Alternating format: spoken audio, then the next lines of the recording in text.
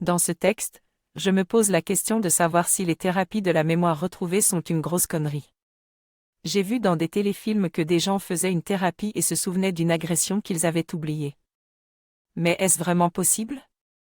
D'après les études, les souvenirs traumatiques qui sont refoulés sont en fait des fantasmes avant même qu'on en ait conscience. De plus, après un accident ou un trauma crânien, il est normal d'oublier une partie de ce qui s'est passé. Les personnes qui disent ne pas se souvenir d'une agression avérée peuvent juste ne pas vouloir en parler.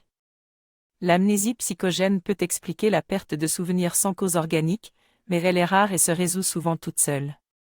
Enfin, même si la mémoire déconne après une agression, les effets du stress post-traumatique sont bien identifiés et les thérapies consistent à travailler avec ce qui est là, sans chercher à faire revenir des souvenirs refoulés.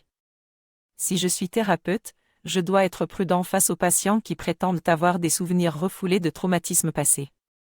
Je dois être conscient que les études sur ce sujet sont souvent basées sur des théories périmées ou mal comprises. Certains patients auront une souffrance réelle et je dois chercher à comprendre leur situation en démêlant les différents phénomènes psychologiques.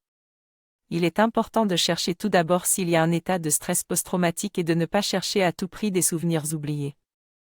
Je suis informé de cela et je peux consulter un article en anglais qui explique cela en détail.